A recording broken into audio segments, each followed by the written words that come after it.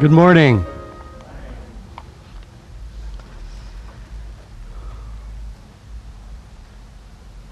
It was a very good party. In fact, I would say it was a great party. It was in the late afternoon. I was up in Mililani, actually early afternoon because we got there a bit early and the festivities were on. The little Hawaiian group was playing on the side and you could smell that the pig had just gotten out of the imu and it was good. All the people that needed to be there were there, and it was just fun, especially for Hope to touch bases with so many people that had surrounded her with love. The party, the surprise party, was for Lonnie. Lonnie, well, she was the black sheep of the family. Of all the kids, well, her siblings were quite successful and had made and still making their mark in the islands today. But Lonnie, even from a little child, she just wanted to do it her own way. And it didn't really work well. Definitely not by the time she had her family and noticed that she was being left behind. But the family, very loving family, decided to surprise her. And so everybody that Lonnie knew was at the party. Oh, and I got to meet some very important people too and introduced Hope to some very important people. By 7:30 that night, we kind of knew Lonnie was not going to show up for her surprise party.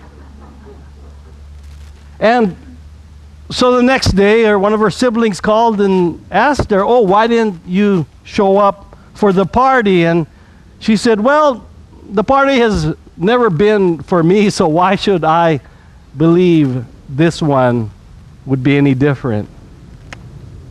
I wonder how many of us have missed God's surprise parties that He's had for us because we didn't think it would ever be for us.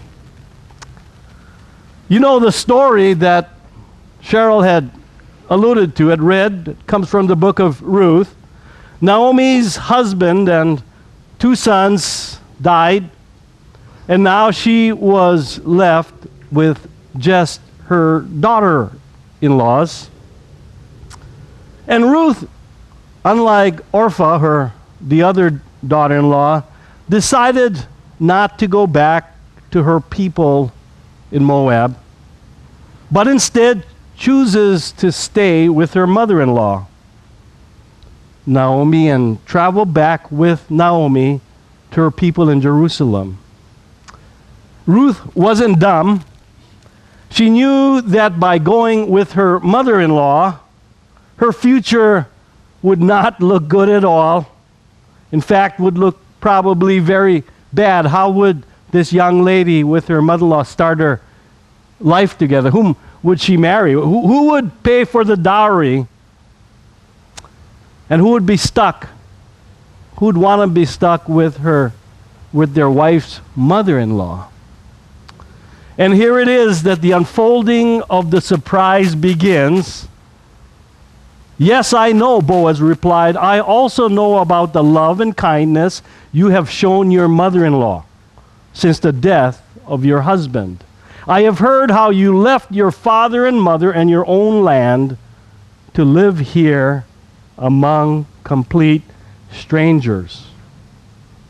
This is Ruth. She's gathering grain just so she and her mother-in-law, Naomi, could have something to eat. And the owner of the field, Boaz, takes a liking to Ruth. And with some twists and turns, Boaz marries Ruth. And instead now of wallowing in poverty, both Naomi and Ruth have it made. They've settled into a rich landlord's home. And we probably should have been there. I mean, I don't know how it's like to be, in the room where the bride and her bridesmaids go after the part, after the wedding ceremonies are over, probably off to the side. And in this case, I could imagine that here's Naomi and Ruth dancing around and said, yeah, would you believe this? Would you believe this? We're not poor anymore. And you know how girls do it. They do all that. I'm not real good at that. How they celebrate, And just hugging each other. Jumping around. Probably spraying grape juice at each other, But it's kind of like God. Want to know how God surprises us? Number one. This is how God surprises us. He works in darkness. He works in darkness.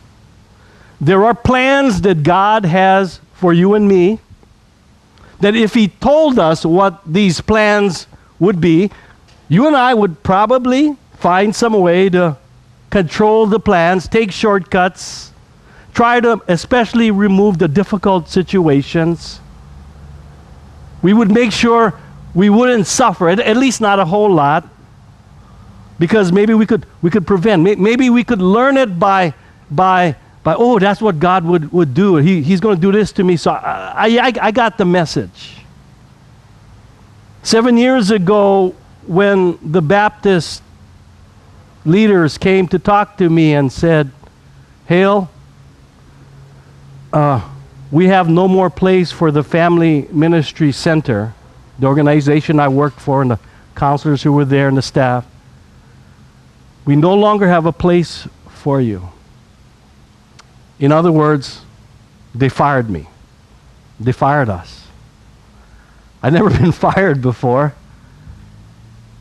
And it took my breath away, and I didn't know what to do. I said, okay, that's nice, but inside I was raging, and I called Gail and called some friends, and just in the midst of the confusion, I called, of course, my Pastor Ray, and he had wonderful words of comfort. Maybe it was good. Maybe it was good. Ray, you're supposed to say something like, oh man, let's go and let's go burn their cars up. Let's go burn the churches down. Yeah, let's get them back. I know some secrets about them. But no, he says, Hale, maybe that was good. And then the dark nights of the soul started to hit me that you've been through. What if I did it differently? Why did I have to open my big mouth? Why did I have to help out all the other churches that weren't Baptist? Why did I have to help out all the other denominations? Why did I have to walk out of the dumb meetings? Maybe I shouldn't have walked. See, if I only did the right thing, then maybe I'd be safe. Maybe I would save my annuity. And just wake up at 3 a.m. and it's really dark, and Gail's asleep. And boy, it's scary.